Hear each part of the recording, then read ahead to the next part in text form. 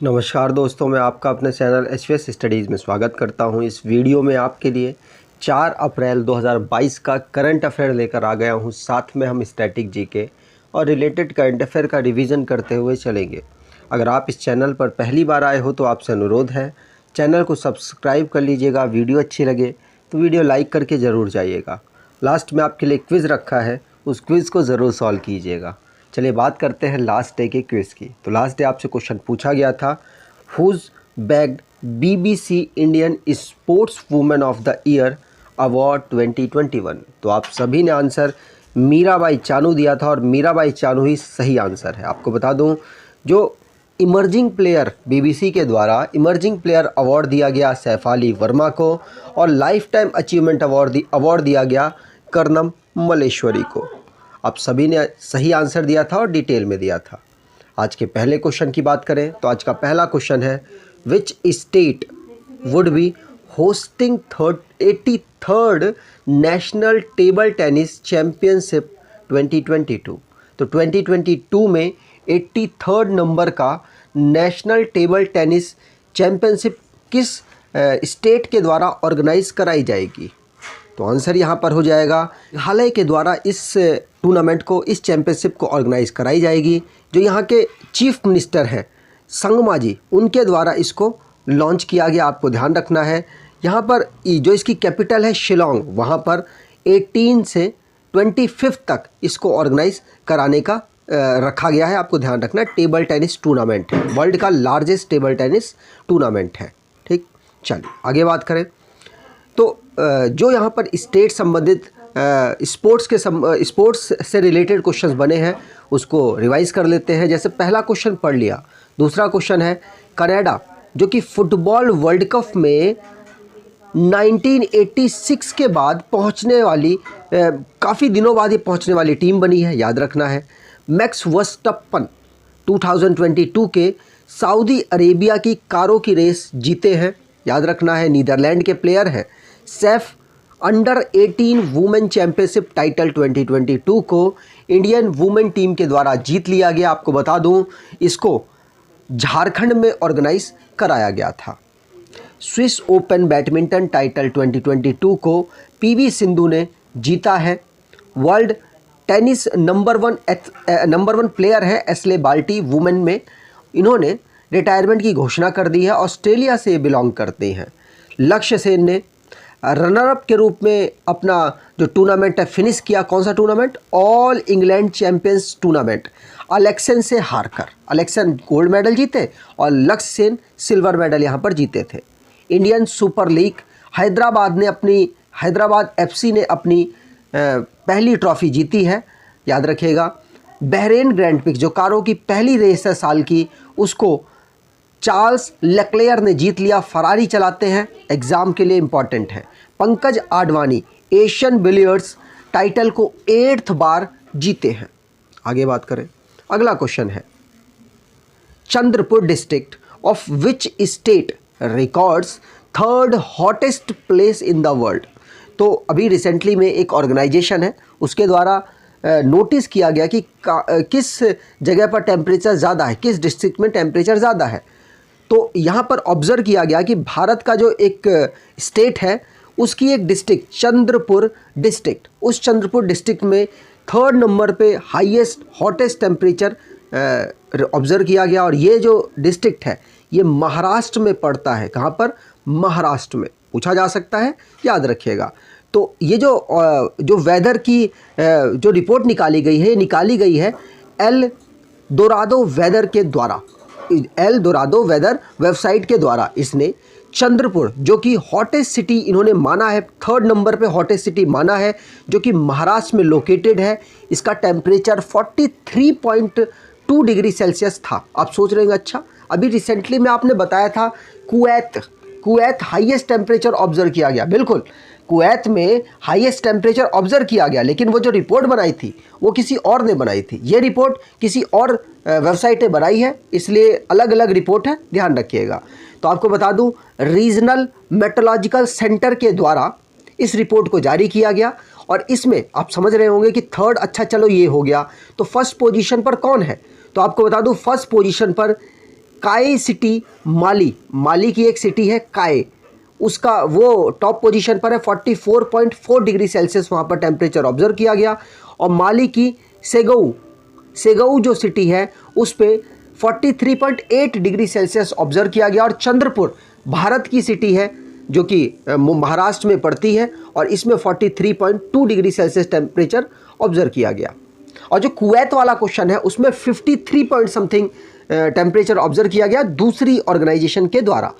यहाँ पर महाराष्ट्र की बात हुई है तो महाराष्ट्र को फॉर्म किया गया था 1 मई 1960 में। कैपिटल इसकी मुंबई और नागपुर विंटर की कैपिटल है। डिस्ट्रिक्ट 36 है। गवर्नर भगत सिंह कोश्यारी हैं। Chief minister Uddhav Thackeray, deputy chief minister Ajit Pawar हैं। लेजिस्लेचर बाईकैमरल है जहाँ की असेंबली में 288 सीट्स और काउंसिल में 78 सीट्स हैं।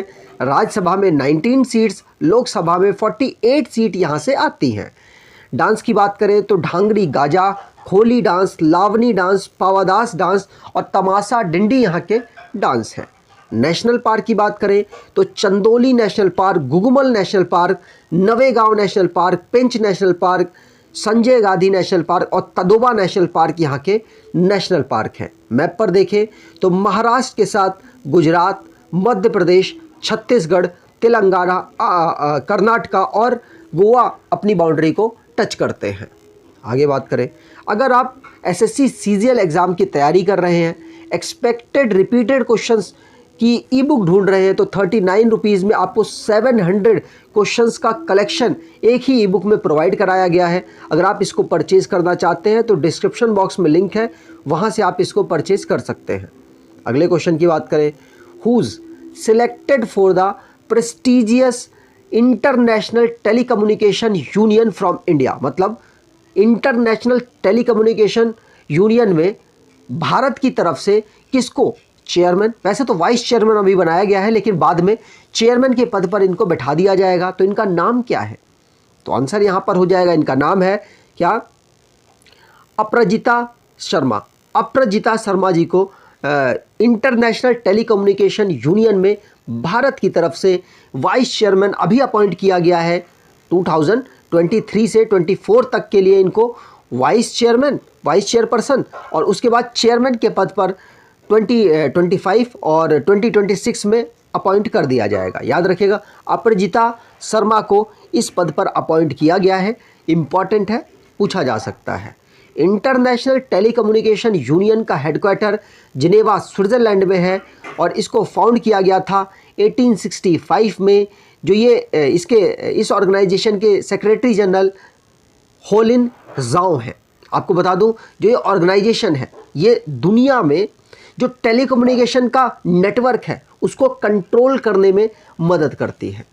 आगे बात करें, जो भी रिसेंटली में अपॉइंटमेंट हुए हैं उनको रिवाइज कर लेते हैं। पहला क्वेश्चन पढ़ लिया। दूसरा, रेणु सिंह जो कि फॉरेस्ट रिसर्च इंस्टीट्यूट में डायरेक्टर के पद पर अपॉइंट हुई हैं। हेमंता बिश्वा शर्मा प्रेसिडेंट के पद पर अपॉइंट हुए बैडमिंटन एसोसिएशन ऑफ इंडिया के। और आपको बता दूं ये असम के चीफ मिनिस्टर भी हैं।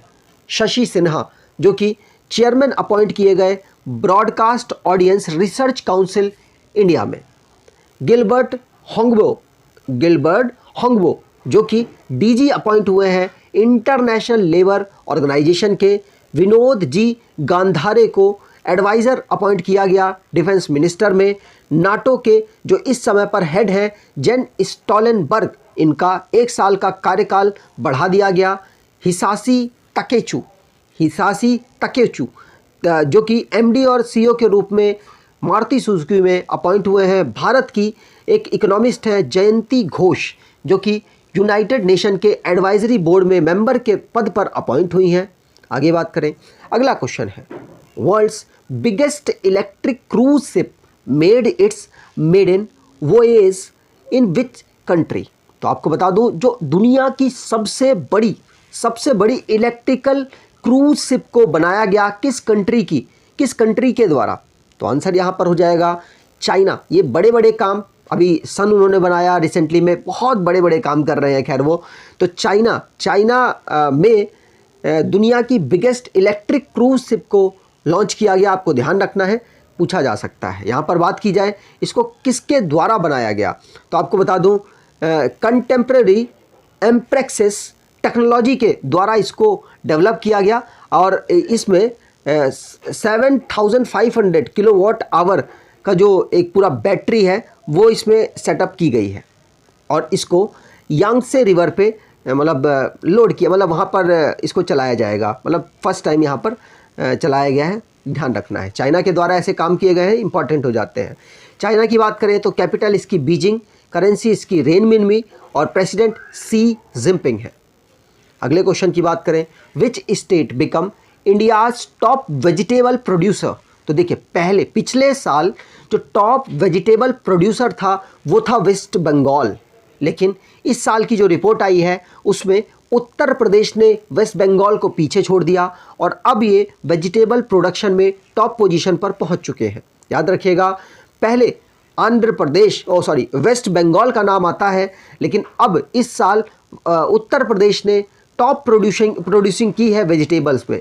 रीज़न मैं अपनी तरफ से अगर बताना चाहूँ तो रीज़न ये है कि बहुत सारे लोग भारत के अलग अलग हिस्सों में रहते थे, लेकिन फिर उसके बाद जब कोरोना वायरस आया 2020 में, तो उसके बाद बहुत सारे लोग घर वापस चले गए और घर वापस जाकर उन्होंने बहुत सारी खेती करनी शुरू की। आई थिंक मेरे गांव में तो यही हुआ है, मेरे गांव में प्रोडक्शन बढ़ा है। वो इसलिए बढ़ा है क्योंकि वहाँ पर गांव से जो शहर में रहते थे लोग, वो कहीं ना कहीं सोच रहे कि अब यार चलो शहर में तो कमाया पैसा, यहाँ पर कुछ खेत वेत ले लेते हैं। खेत वेत लेके उन्होंने प्रॉपर मतलब एग्रीकल्चर पे काम किया और हमारे गांव का जो प्रोडक्शन है वो सच में बढ़ा है।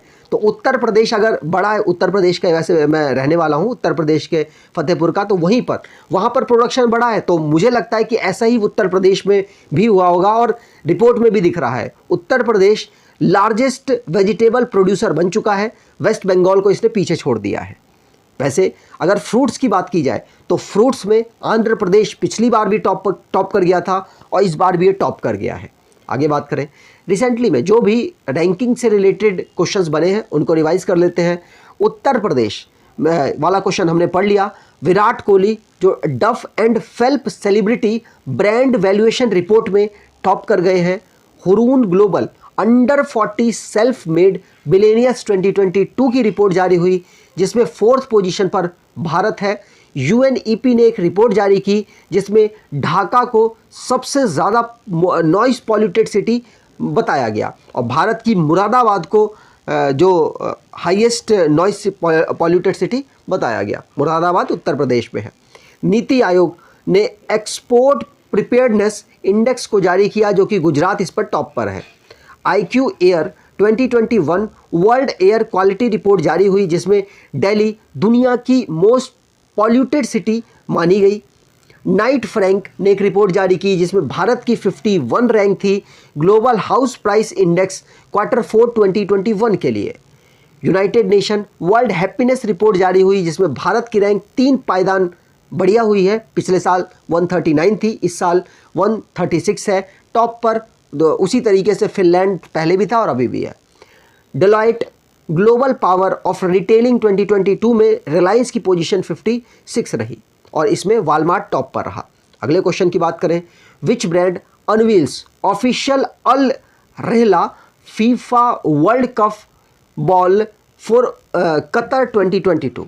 तो फीफा वर्ल्ड कप बॉल के लिए किसको ब्रांड चुना गया है? तो अभी रिसेंटली में इसको इसको अनवील किया गया। तो आंसर यहाँ पर हो जाएगा जो एडिडास है ना, इसको यहाँ पर अपॉइंट किया गया है।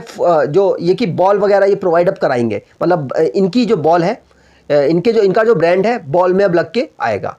ठीक है, एडिडास यहाँ पर अब बॉल का पूरा जो सिस्टम है फीफा वर्ल्ड कप जो कतर में होने वाला है 2022 में, उसकी पूरी देखरेख करने वाला है। ठीक है, चलिए आगे बात करें।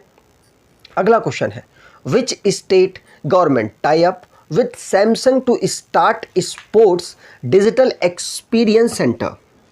तो आंसर यहाँ पर हो जाएगा किस स्टेट ने? तो आंसर है यहाँ पर मणिपुर ने टाई अप किया है किसके साथ? सैमसंग के साथ, जिससे कि वो अपने यहाँ पर जो स्पोर्ट्स को डिजिटली एक्सपीरियंस सेंटर, स्पोर्ट्स का डिजिटली एक्सपीरियंस सेंटर डेवलप कर सके। याद रखिएगा, मणिपुर ने किसके साथ सैमसंग के साथ ये टाई अप किया है, और जो कि डेवलप करने में मदद करेगा स्पोर्ट्स डिजिटल एक्सपीरियंस सेंटर को। याद रखिएगा, मणिपुर की जो कैपिटल है वो इम्फाल है, और ला गणेशन इसके इस समय पर गवर्नर हैं, और इनके चीफ मिनिस्टर कौन है, एन बीरेन सिंह। रिसेंटली में इन्होंने दोबारा से अपने आप को शपथ दिलाई है, मतलब शपथ ली है और चुनाव जीत चुके हैं ये। अगले क्वेश्चन की बात करें, who take charges as DG of Geological Survey of India. तो जियोलॉजिकल सर्वे ऑफ इंडिया में डीजी के पद पर कौन अपॉइंट हुए हैं? तो आंसर यहाँ पर हो जाएगा S Raju. Doctor S Raju ji को डीजी बनाया गया है जियोलॉजिकल सर्वे ऑफ इंडिया में। इन्होंने आरएस गढ़वाल की जगह गरखाल की जगह ली है। ठीक है, डॉक्टर एस राजू जो कि डीजी बनाए गए जियोलॉजिकल सर्वे ऑफ इंडिया में, आरएस गरखाल की जगह इन्होंने ली है। यहाँ पर बात की जाए किसकी, जियोलॉजिकल सर्वे ऑफ इंडिया की, तो इसका हेडक्वार्टर कोलकाता में है।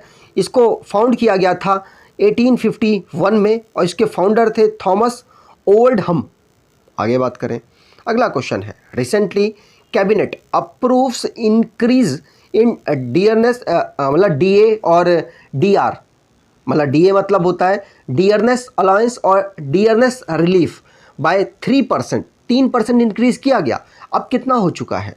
तो देखिए, ऐसे क्वेश्चन आपको लग रहा है कि कहाँ आते हैं, बिल्कुल, लेकिन अभी रिसेंटली में एग्रीकल्चर के एग्जाम से मैं ये सीखा हूँ कि ऐसे क्वेश्चन भी आपको मिल जाते हैं, डेटा वाले क्वेश्चंस आते हैं। तो इसलिए मैं रिसेंटली में बहुत डेटा वाले क्वेश्चंस लाने की कोशिश करता हूँ। 1-2 क्वेश्चन ज़रूर हो जाते हैं आपके लिए ऑलमोस्ट 1-2 दिन में।